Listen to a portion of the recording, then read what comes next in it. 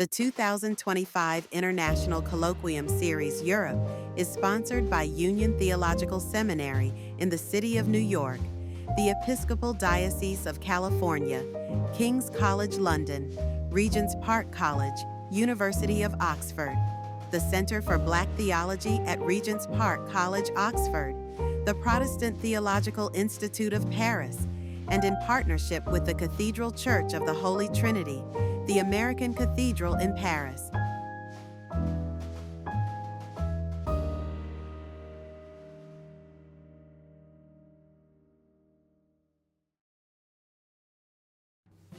The Northern California Dr. Martin Luther King Jr. Community Foundation is dedicated to promoting justice, health, education, and service. Please consider making a donation at NorcalMLKFoundation.org. Every donation makes a difference.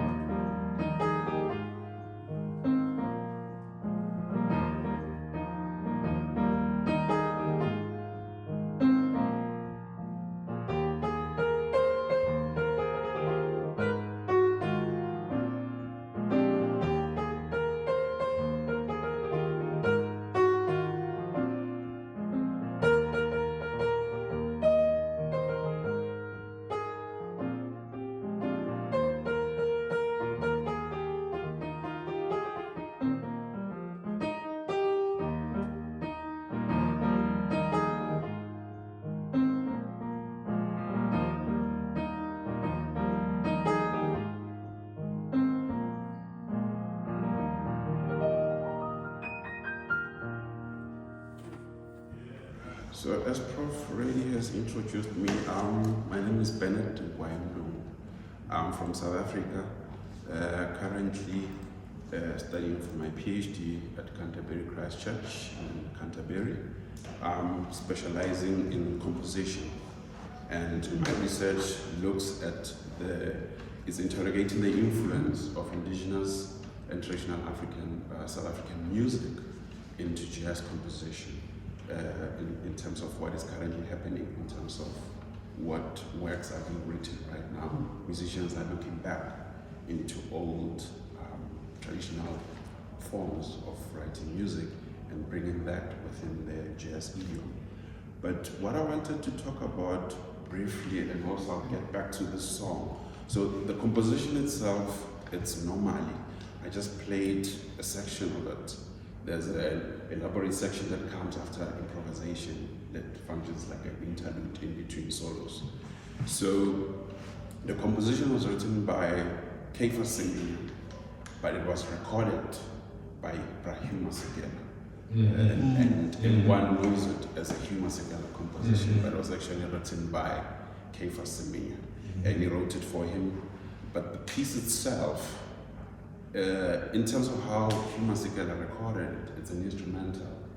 But then later on, Kaifa Siminya recorded it with the vocals. And for the first time now, we get to get the other meaning of the song. So previously we just knew the melody and we could analyze it in terms of the harmony, the melody itself. But now there was text, where now we get the sense of longing, because the lyrics from Kaifa Siminya is singing about the loss of a daughter. Now, when I got to know about that part, it was recently in the 2000s, because he recorded when they came back to South Africa. But when you're thinking back to when it was first recorded in the 60s, with now this text, it also brings another way of thinking about it in terms of that loss back then, going to exile, because Kaifa Siminya wrote it as soon as he got to the States. His wife was still in South Africa. So one can always think about it, that loss wasn't just the loss of a daughter from Kaifa Siminya, not that he's lost a daughter or anything like that, but you can think about it in terms of families back home in South Africa during that whole apartheid era, and people moving to exile in America or the UK, they were having that sense of loss of losing their kids, not knowing when they'll be able to come back based on what was currently happening in the country. But what I wanted to go back to just briefly is just to talk about music education for blacks and to lead into Brahu and the other colleagues of his that went to the States. So if you can indulge me, I know Prof. Ray didn't give me a lot of time, but if you can just indulge me a little bit, I'm going to read from what I've written. So, education for black Africans from colonial to apartheid South Africa was established under the control of the missionaries in the state, and it was embedded in European ideology, literature, theatre, and music. Now, music education often informal took various forms in apartheid South Africa, and in the absence of formal music education structures for black Africans, key individuals of black ancestry took the initiative to offer some form of music education. Now, there are three accounts that I'm going to lay out to show the different settings of this music education. The first account is a reflection by Govan Mbeki, who recalls visiting his brother-in-law, Michael Moerane. Now, Govan Mbeki is one of the South African apartheid movement, the ANC, African National Congress movement. He was part of that, and Michael Moerane was the first black South African to graduate with a degree in music from UNISA, the university that I worked for in the 1930s. So they are brothers-in-law. One is actively in the politics, the other is in the education sector, but through music. He says he visited his brother in Queenstown, in his Queenstown home in the early 1951, only to find his brother-in-law sitting at the piano with his 6 children playing, each playing an instrument. My brother was playing the piano and they were accompanying Thabo. Now, the Thabo that is being mentioned here is Govan Mbeki's son. That Thabo is our former South African president, Thabo Mbeki. So this was his son at his uncle's place. So these sessions used to happen almost every night. Now, the family orchestra was called the African Springtime Orchestra. Though they never played professionally, the members never took music as a profession beyond these premises. Nonetheless, they were exposed to a cultural practice that was exclusively elite in the South African context at the time. Now, this scenario allows a view on how Moerane built his own community music project in the comfort of his home with his children and nephew, since community music can take place in any setting. Now, it also extends to his practice as a music master or teacher at a black high school in the energetic little town of Queenstown, which is located in the Eastern Cape. Now, the next part, it speaks to Moerane in terms of his training. So Moerane studied music in the 1930s, colonial South Africa, through the University of South Africa, which assumes that his tutelage was in Western art music, as that was the only form of music education offered at the time. This further infers that his community music project in his house was also informed by his formal music education. We see these the type of instruments used by the African Springtime Orchestra, flutes and pianos and violins. And these instruments further allude to the type of music they were learning and performing. The African Springtime Orchestra performed the Mozart Symphony No. 39 in E-flat major aloud.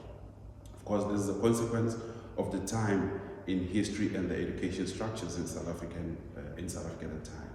Now, the second account is from Tot Machigiza, writing about Emily Muzielo, fondly known as Aunt M. So she was a founding member of the Mary Blackbeard's Orchestra, but more importantly, she occasionally composed and arranged their repertoire. So this shows us in terms of being able to compose for a large ensemble, there are certain skills and training that you will need in order to be able to put your music forward for other musicians to be able to play that, which means she had access to that, even though the times were not offering that to everyone else. But the reason I bring her in is because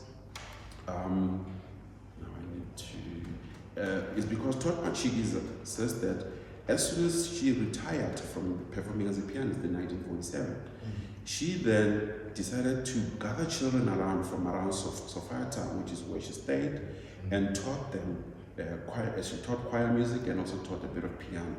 Now, the account from Emily Muzielo and Moerane shows that these individuals conducted informal music education for Black African youth at the time. It further shows that the older mission-educated Black Africans were operating from the ethos of self-help and self-improvement. Now, the last account is from Jeremiah Kipimo, which is a bit later on, but still in the apartheid era, probably in the early apartheid years. So he's talking about, he offers a different account from Emily Muzielo and Michael Maran. He says, I took up music at the age of 20 and taught myself to read it. My late brother Andrew used to sing old harmony songs. Every time I saw him, I would ask, tell me, man, how do I study the keyboard, the clarinet keyboard? Where must I place my fingers? He would shout at me, no man, put your finger there. Then I would ask again, what is a crotchet? He would say, hey man, you worry me, it's a beat. And from there, I had to see it to myself that I had to find out this information on my own. He left me there. Now, close quote. So Meketsi later became a seminal jazz musician in South Africa. Now his account shows unsuccessful attempts and unwillingness of his older sibling to impart some knowledge regarding reading and notating music, which resulted in him being a self-taught musician. And this became a norm for quite a lot of South African musicians. Now, Mweketsi, with having undergone the whole practice with other musicians, he ended up as one of the instructors at the Dokey House. Now, the Dokey House was not a formal music institution. It was just a sort of informal gathering where Black South African musicians would come and learn from each other. So through that, he was able to then assist the younger musician after he had taught himself how to work on this. Now, the reason I bring up Dokey House and Kipi Mweketsi is because that's the place where now the likes of Hugh Masekela, Jonas Gwangwa, Kefa Semenya, and other musicians that became famous later on in the 50s, they actually met at the Dokey House, and they were also gone through the tutelage of Kipi Mweketsi. But what was also important about this place is that it allowed for more collaborations with the musicians, where now seminal works like King Kong, the musical from 1959, which was written by Todd Machigiza, the other musical Sponono, 1964, which was written by Gideon Rumalo, and also the Jazz Fantasia album from 1962 by Rumalo as well. They were all workshopped in these spaces, and these musicians then, there were relationships in terms of the music was written by the musicians that mentioned, but there were other musicians in the space who were then able to assist with the orchestration and the arranging of this music for a larger ensemble. Musicians like Makeda Vaja, Kipi Mweketsi, of course, Sol Klaste, and Gideon Rumalo. Now, these musicians were able to then dig into their own traditions and be able to share that with the younger musicians.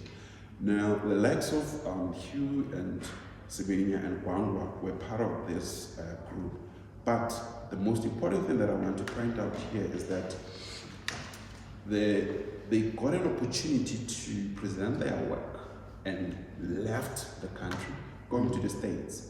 And when I got to the States now, I use these words carefully to say they were now in a more fertile ground to articulate their positionality in terms of how they feel about the struggle. So their contribution to the struggle for liberation in South Africa became more pronounced when they got to that side.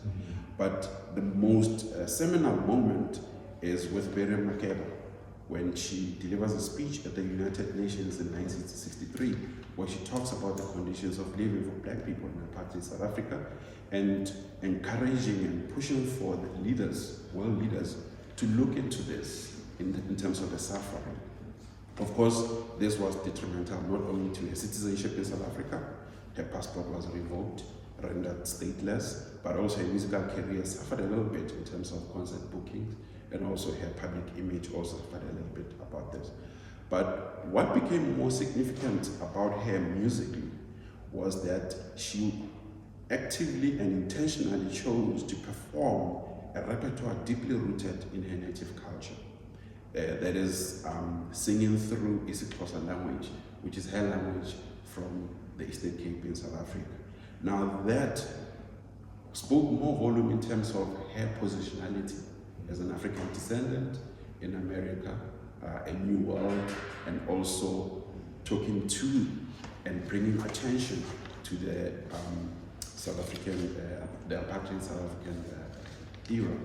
So the other thing that I also wanted to point out is she did this in 1963, but just a year before, in 1962, there used to be this jazz festival, the Gold Castle National Jazz Festival. In 1962, it was hosted in Soweto, Johannesburg, where one of the participants in this was Eric Nombet with his Big Five, that's the name of the band.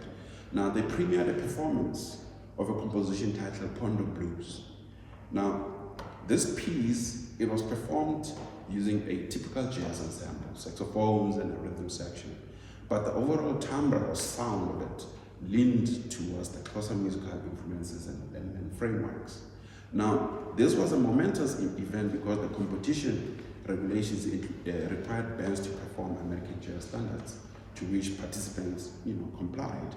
But fellow musicians and attendees hailed this Pondo Blues performance for the originality that Norbert and his band had brought to the festival. And it was coming up as a beginning of a type of awakening in the musicians. So this is just a year before Miriam Makeba presented that speech at the United Nations. But also this speaks to now the sound that was also happening within the borders of South Africa before everyone left for the US. Now, I'm going to close the part of talking about them and just go back to the pieces that are played throughout and then close off. So normally, the other one is You Think You Know Me by Mongezi Feza, and the other one is Mirrorlands by Strike Vilakazi, and the last one is Nzabalazo. I'll play just snippets of some of them. You've heard them, but now I'll play them and tell you exactly what each is all about.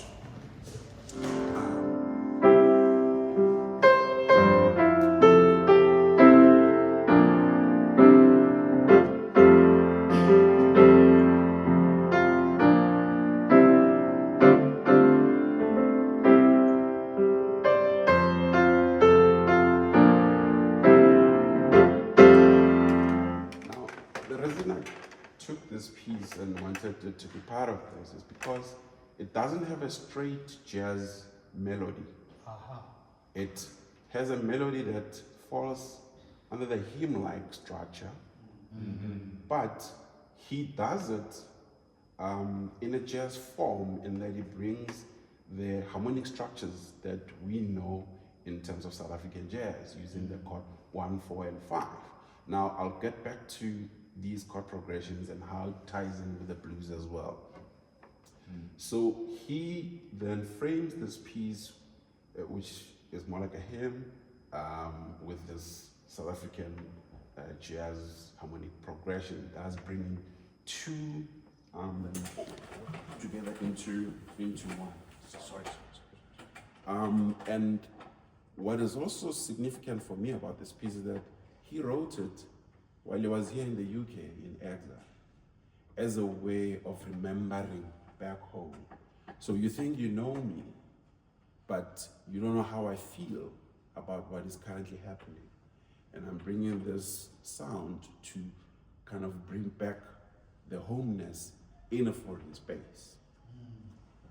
Then the other piece is titled Mirrorlands. So the melody it goes.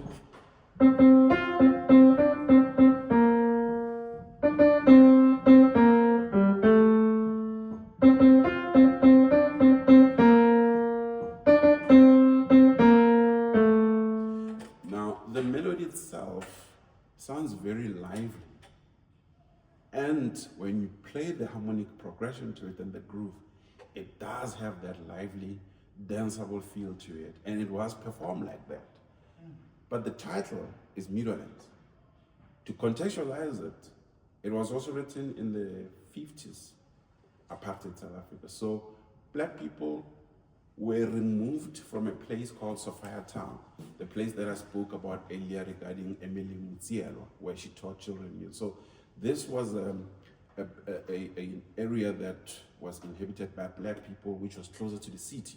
Now the black people have been moved outside of the city, and they were moved to a place called Meadowlands, which was a new settlement, township, small houses, being moved from where they own things and own their own houses and shops, and some were even landlords.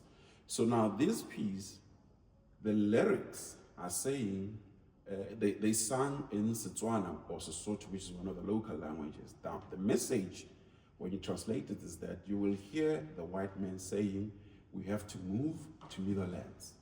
Meadowlands, Meadowlands, my love. So it sounds like people are happy about the move. Even when you think about how it sounds, the rhythmic groove of it, but actually it is a complaint to saying we are being moved from our places that we've built our own houses, we've had our businesses, we've got our lives here, but now we are being moved far away from the city center, where now it's going to be even challenging for us to travel to the city center for work. Now it's becoming even far to get to work. So that's the context of this piece, in that it has that lively feel, we are happy, we are jovial, but there's an embedded meaning of uncomfortableness with the current situation. Then the last one, during the whole apartheid era, there were struggle songs. Now those ones are just overtly clear, the message is clear in terms of what is being said. So the piece goes, oh sorry.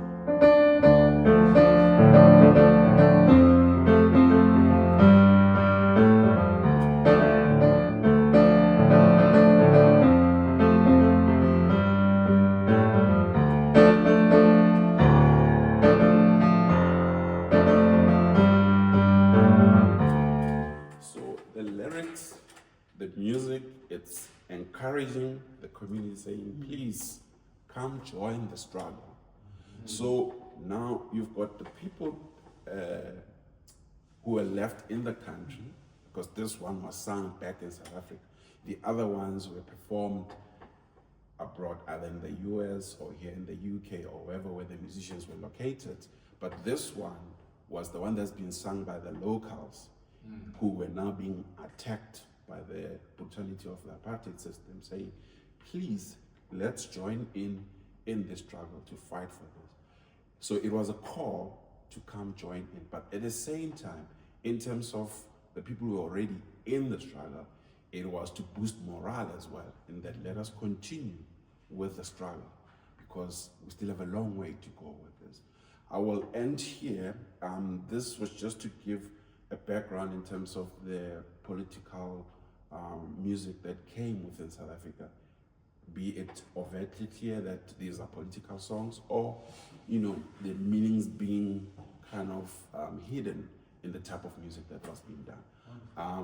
I'll close here, Prof. Reddy, and hand over to you. All right.